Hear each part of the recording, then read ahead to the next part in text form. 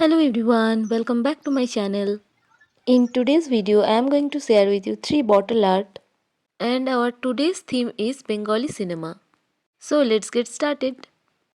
আমি এখানে 3টে গ্লাস বটল নিয়ে নিয়েছি আর সেগুলোকে ভালো করে পরিষ্কার করে স্টিকারটা তুলে নিয়েছি। পরিষ্কার করে নেওয়ার পর ভালো করে এটাকে শুকিয়ে নিতে হবে যাতে ভেতরে কোনো জল না থাকে। এখন এটার উপর প্রাইমার হিসেবে জেসো অ্যাপ্লাই করে নেব। জেসো অ্যাপ্লাই করতে করতে বাংলা সিনেমার ইতিহাস সম্পর্কে কিছু কথা জেনে নেওয়া যাক। বিনোদনের নিখাদ উৎস হিসেবে অনেক আগে থেকেই সিনেমা আমাদের কাছে গ্রহণযোগ্য। বাংলা সিনেমার ইতিহাস শতাব্দী পুরনো। 1913 সালে দাদাসাহেব ফালকে নির্মিত রাজা হরিশ্চন্দ্র ছিল বাংলা ভাষার প্রথম চলচ্চিত্র। এরপর 1931 সালে বাংলা ভাষার প্রথম সবাক চলচ্চিত্র জামাই ষষ্ঠী প্রকাশিত হয়। বাংলা সিনেমার জনক দাদাসাহেব ফালকেকেই বলা হয়, যাকে প্রায়শই সমগ্র ভারতীয় সিনেমার জনক হিসেবেও বিবেচনা করা হয়। তবে বিশেষভাবে বাংলা সিনেমার কথা বললে হীরালাল সেনকে প্রায়শই পথিকৃতের একজন হিসেবে কৃতিত্ব দেওয়া হয়। 1950 এবং 1960-এর দশককে প্রায়শই বাংলা চলচ্চিত্রের স্বর্ণযুগ হিসেবে বিবেচনা করা হয়, যেখানে সত্যজিৎ রায়, ঋত্বিক ঘটক এবং মৃণাল সেনের মতো দূরদর্শী চলচ্চিত্র নির্মাতাদের উত্থান ঘটে। বিশেষ করে সত্যজিৎ রায়ের প্রশংসিত অপু ত্রয়ী চলচ্চিত্র পথের পাঁচালী, অপরাজিত এবং অপুর সংসার দিয়ে আন্তর্জাতিক খ্যাতি অর্জন করেন। অপু নামে এক তরুণ বাঙালি ছেলের সংগ্রাম এবং আকাঙ্ক্ষাকে চিত্রিত করে নির্মিত এই চলচ্চিত্রগুলি সত্যজিৎ রায়কে ব্যাপক প্রশংসা অর্জন করে এবং তাকে বিশ্ব চলচ্চিত্রের অন্যতম লেখক হিসেবে প্রতিষ্ঠিত করে। ঋত্বিক ঘটকের মেঘে ঢাকা তারা এবং মৃণাল সেনের ভুবন সোম চলচ্চিত্র সেই সময়ে সামাজিক রাজনৈতিক অস্থিরতার প্রতিফলন ঘটায়। জেসো অ্যাপ্লাই করে নিয়ে সেটাকে ড্রাই করে নেওয়ার পর আমি এখানে একটা ছবি এঁকে নিয়েছি এবং সেই ছবিটাতে দুজন মহিলা চরিত্র রয়েছেন। এখন ছবিটাকে আস্তে আস্তে কালার করে নেব আর আমি এই বটলটা শুধুমাত্র সামনের পোর্শনটাতেই জেসো অ্যাপ্লাই করেছিলাম। 1970 এবং 1980 দশকের তপন সিনহা এবং বুদ্ধদেব দাশগুপ্তের মতো পরিচালকেরা এই স্বর্ণযুগের ধারাকে অব্যাহত রাখেন এবং তপন সিনহার আপনজন এবং বুদ্ধদেব দাশগুপ্তের তাহাদের কথাগুলি এই ক্রান্তিকালীন পর্যায়ের প্রমাণ। 1990-এর দশকে বাংলা চলচ্চিত্রের মান হ্রাস পায়, তবে ঋতুপর্ণ ঘোষের মতো চলচ্চিত্র নির্মাতা 19শে এপ্রিল, চোখের বালি ইত্যাদি সিনেমার মাধ্যমে দর্শকদের আগ্রহকে পুনরুজ্জীবিত করে। আজকের এই বটল আর্টটিতে আমি ঋতুপর্ণ ঘোষ পরিচালিত চোখের বালি সিনেমার দুটি গুরুত্বপূর্ণ চরিত্র বিনোদিনী এবং আশালতাকে ফুটিয়ে তোলার চেষ্টা করেছি।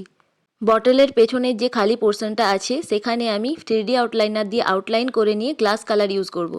3D আউটলাইনার ড্রাই হতে কিছুটা সময় লাগে, সেই জন্য আমি ওভারনাইট এই বটলটাকে ছেড়ে দিয়েছিলাম এবং পরের দিন গ্লাস কালার ইউজ করেছি। গ্লাস কালার আর 3D আউটলাইনার দুটোই আমি ফেবিক্রিলের ইউজ করেছি। 3D আউটলাইনার দিয়ে আমি এখানে ব্রিকের মতো একটা প্যাটার্ন ক্রিয়েট করেছি আর কালারের জন্য আমি ডিফারেন্ট কালার ইউজ করেছি। বটলটা যেহেতু রাউন্ড সেই জন্য কালারটা গড়িয়ে পড়ে যাচ্ছিল, সেই জন্য আমি হেয়ার ড্রায়ারের ইউজ করেছি যাতে তাড়াতাড়ি শুকিয়ে যায়। এইভাবে ডিফারেন্ট কালার দিয়ে প্যাটার্নটাকে পুরো কমপ্লিট করে নেব আর উপরের খালি পোর্শনটাকে আমি উল দিয়ে কভার করে নিয়েছি। এখন নিচে যে খালি পোর্শনটা আছে সেখানে আমি সিনেমার নামটা মেনশন করে দেবো চোখের বালি গোল্ডেন 3D আউটলাইনার দিয়ে। পিকচারের বর্ডার এরিয়াটা আমি কিছু ডট আর কিছু কলকা ড্র করে নিয়েছি। চোখের বালি বিশ্বকবি রবীন্দ্রনাথ ঠাকুরের লেখা একটি সামাজিক উপন্যাস। এই উপন্যাসের বিষয় সমাজ ও যুগ যুগান্তর থেকে চলে আসা সংস্কারের সাথে ব্যক্তিজীবনের বিরোধ। 1903 সালে এই উপন্যাসটি বই আকারে প্রকাশিত হয় এবং 2003 সালে বিশিষ্ট পরিচালক ঋতুপর্ণ ঘোষ এই উপন্যাস অবলম্বনে চোখের বালি সিনেমাটি নির্মাণ করেন। তো বটলটি কমপ্লিট হয়ে যাওয়ার পর এর উপর ভার্নিশ অ্যাপ্লাই করে নিয়েছি আর এটা হচ্ছে বটলটির ফাইনাল লুক।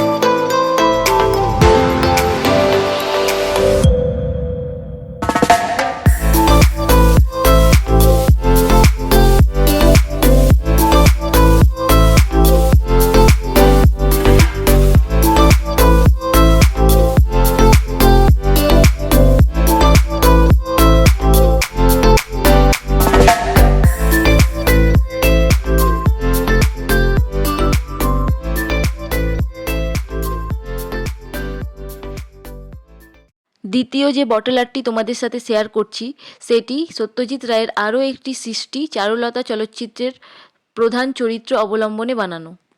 বটলের উপর জেসো অ্যাপ্লাই করে নেওয়ার পর আমি এর উপর চারুলতার একটা পিকচার ড্র করে নিয়েছি। এখন সেটাকে কালার করে নেব। এই ছবিটার রেফারেন্স আমি পিন্টারেস্ট থেকে নিয়েছি। চারুলতা সত্যজিৎ রায় পরিচালিত 1964 সালের বাংলা ভাষার ভারতীয় নাট্যধর্মী চলচ্চিত্র। রবীন্দ্রনাথ ঠাকুরের নষ্টনীর গল্প অবলম্বনে এর চিত্রনাট্য লেখেন সত্যজিৎ রায়। তবে সার্থক চিত্রায়নের খাতিরে এতে মূল গল্পে খানিকটা পরিবর্তন করা হয়েছে। এটি সত্যজিৎ রায়ের অন্যতম সেরা চলচ্চিত্র হিসেবে গণ্য। সেই সময় এই ছবিটি শ্রেষ্ঠ ভারতীয় চলচ্চিত্র, শ্রেষ্ঠ পরিচালক, শ্রেষ্ঠ অভিনেতা, শ্রেষ্ঠ অভিনেত্রী ইত্যাদি বহু পুরস্কারে ভূষিত হয়। এখানে আমি প্রথমেই চারুলতা ছবিটাকে পেন্ট করে নিয়েছি। তারপর ব্যাকগ্রাউন্ডের জন্য sky and blue colour apply করেছি। দুই সাইডে রেড কালার অ্যাপ্লাই করেছি আর মাঝের যে খালি অংশটা ছিল সেখানে গ্রিন কালার অ্যাপ্লাই করেছি। এখন এই গ্রিনের পোর্শনটাতে আমি কিছু কলকা অ্যাড করে দেবো। কলকার ব্যাপারে ডিটেলসে আমরা অন্য কোনো ভিডিওতে কথা বলবো। এখন তোমরা শুধু ডিজাইনটা দেখে নাও কিভাবে আমি করছি। আমি একদমই সিম্পল ডিজাইন রেখেছি যেহেতু আমি কলকাতে একদমই এক্সপার্ট নই। যে যে জায়গাটা আমার খালি মনে হচ্ছে সেই জায়গাগুলোয় আমি একটু কলকা দিয়ে ভরিয়ে দিচ্ছি। চারুলতা চলচ্চিত্রটি 1964 সালের 17 এপ্রিল মুক্তি পায় এবং এটি 12তম জাতীয় চলচ্চিত্র পুরস্কারে সর্বভারতীয় শ্রেষ্ঠ পূর্ণ দৈর্ঘ্যের চলচ্চিত্রের জন্য রাষ্ট্রপতির পদক অর্জন করে। এই সিনেমাটির নাম প্রথমে নষ্টনীর হওয়ারই কথা ছিল, কিন্তু পরবর্তীকালে সত্যজিৎ রায় মত পরিবর্তন করে এই সিনেমাটির নাম রাখেন চারুলতা। চারুলতা ঊনবিংশ শতাব্দীর শেষের দিকের বাংলার এক উদাস ও অবহেলিত গৃহবধূ চারুর গল্প অনুসরণ করে। এই চলচ্চিত্রের নাম ভূমিকায় অভিনয় করেন মাধবী মুখোপাধ্যায় এবং অন্যান্য চরিত্রে অভিনয় করেন সৌমিত্র চট্টোপাধ্যায়, শৈলেন মুখোপাধ্যায় ও শ্যামল ঘোষাল। একাডেমি ফিল্ম আর্কাইভ 1996 সালে চারুলতা সিনেমাটি সংরক্ষণ করেন। উপরের যে খালি পোর্শনটা আছে সেখানে আমি অরেঞ্জ কালারের উল জড়িয়ে নেব আর সম্পূর্ণ কালারটা ড্রাই হয়ে গেলে এরপর ভার্নিশ অ্যাপ্লাই করে নেব। আর এই খালি পোর্শনটাতে চারুলতা লিখে নেব। তাহলেই আমাদের সেকেন্ড বটল আর্টও রেডি হয়ে গেল। And now it's time to see the final result. Are you ready? 1, 2, 3 and here it is.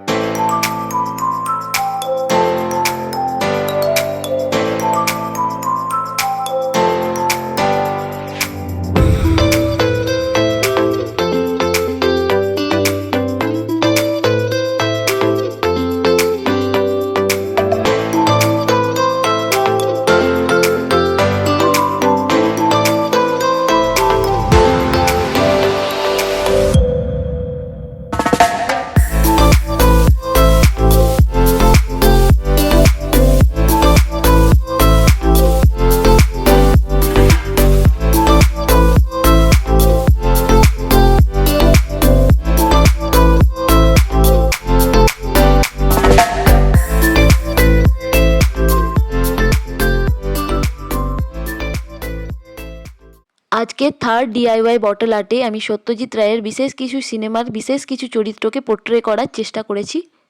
So as usual বটলের উপর প্রথমে জেসো অ্যাপ্লাই করে নেওয়ার পর সেটাকে ড্রাই করে নিয়ে এটার উপর আমি প্রথমে পেন্টিং করে নেব। বটলের উপর পেন্সিল দিয়ে ক্যারেক্টারগুলো ড্র করে নেওয়ার পর এখন আমি এটার উপর কালার অ্যাপ্লাই করব। সত্যজিৎ রায় ছিলেন একজন ভারতীয় চলচ্চিত্র নির্মাতা, চিত্রনাট্যকার, শিল্প নির্দেশক, সঙ্গীত পরিচালক এবং লেখক।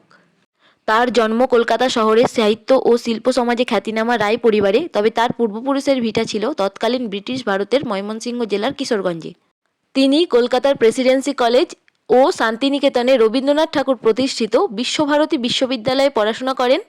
সত্যজিৎ রায়ের কর্মজীবন একজন বাণিজ্যিক চিত্রকর হিসেবে শুরু হলেও প্রথমে কলকাতায় ফরাসি চলচ্চিত্র নির্মাতা রনোয়ারের সাথে সাক্ষাৎ ও পরে লন্ডন শহরে সফররত অবস্থায় ইতালীয় নব্য বাস্তববাদী চলচ্চিত্র লাদ্রি দি বিচিক্লেত্রে দেখার পর তিনি চলচ্চিত্র নির্মাণে উদ্বুদ্ধ হন। চলচ্চিত্র নির্মাতা হিসাবে সত্যজিৎ রায় ছিলেন বহুমুখী এবং তার কাজের পরিমাণ বিপুল। তিনি ৩৭টি পূর্ণদৈর্ঘ্য কাহিনীচিত্র, প্রামাণ্যচিত্র ও স্বল্পদৈর্ঘ্যের চলচ্চিত্র নির্মাণ করেন। তার নির্মিত প্রথম চলচ্চিত্র পথের পাঁচালী ১১টি আন্তর্জাতিক পুরস্কার লাভ করে। সত্যজিৎ রায় ছিলেন একজন বিখ্যাত বাঙালি চলচ্চিত্র পরিচালক এবং তিনি তার বাংলা সাহিত্যে অবদানের জন্যও বিখ্যাত। তার সৃষ্ট বিখ্যাত চরিত্র হল গোয়েন্দা ফেলুদা, বৈজ্ঞানিক প্রফেসর শঙ্কু ও তারিণী খুড়ো। এই তিনটি চরিত্র ছাড়াও তিনি অনেক ছোট উপন্যাস এবং ছোট গল্প রচনা করেছেন। তার লেখার মূল লক্ষ্য ছিল কিশোর তরুণ পাঠকবর্গ, যদিও তিনি আবাল বৃদ্ধাবনিতার কাছে প্রিয় লেখক ছিলেন। তার অধিকাংশ উপন্যাস ও গল্প প্রকাশ হয় কলকাতার আনন্দ প্রকাশনের মাধ্যমে এবং তার অধিকাংশ চিত্রনাট্যগুলি তার বন্ধু নির্মাল্য আচার্য সম্পাদিত এক্ষণ পত্রিকার মাধ্যমে প্রকাশিত হয়। ১৯৯০ দশকের মাঝামাঝি তার অনেক চলচ্চিত্র বিষয়ক লেখা এবং ছোট গল্পের সংকলন পাশ্চাত্যেও প্রকাশিত হয়। তার অনেক গল্পই ইংরেজিতে অনূদিত ও প্রকাশিত হয়েছে। বর্ণময় কর্মজীবনে তিনি বহু আন্তর্জাতিক পুরস্কার পেয়েছেন, যার মধ্যে বিখ্যাত হল ১৯৯২ সালে পাওয়া একাডেমি সম্মানসূচক পুরস্কার অস্কার, যা তিনি সমগ্র কর্মজীবনের স্বীকৃতি হিসেবে অর্জন করেন। হৃদযন্ত্রের জটিলতার কারণে ১৯৯২ সালের ২৩শে এপ্রিল সত্যজিৎ রায় মৃত্যুবরণ করেন। ২০০৪ সালে বিবিসির সর্বকালের সর্বশ্রেষ্ঠ বাঙালি তালিকায় সত্যজিৎ রায় ১৩তম স্থান লাভ করেছিলেন। তার ছদ্মনাম ছিল ধূমকেতু। দেখো, দেখতে দেখতে আমাদের বটলের উপর পেন্টিংটাও অলমোস্ট কমপ্লিট। এখন এটাকে ড্রাই হওয়ার জন্য ছেড়ে দিতে হবে, আর ড্রাই হয়ে যাওয়ার পর এটার উপর ফার্নিশ অ্যাপ্লাই করে নেব। বটলের উপরে যে খালি পোর্শনটা আছে সেখানে আমি রেড কালারের উল জড়িয়ে নিয়েছি। And now let's see the final look. যদি তোমাদের এই ভিডিওটা ভালো লাগে তাহলে অবশ্যই ভিডিওটাতে একটা লাইক করো আর চ্যানেলটাকে সাবস্ক্রাইব করে দিও, আর কমেন্টে জানিও তোমাদের কোন বটল আর্টটা সবথেকে বেশি ভালো লাগলো।